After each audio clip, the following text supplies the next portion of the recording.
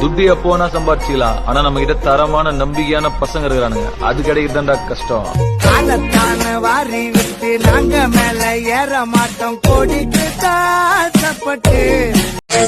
போடா எல்லாம் விட்டு தள்ளு, பழச எல்லாம் சுட்டு தள்ளு, புதுசா இப்போ பிறந்தோம்னு எள்ளி கொள்ளடாடு.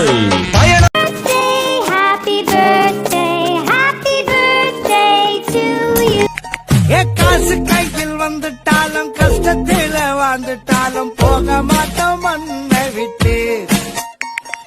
கதையை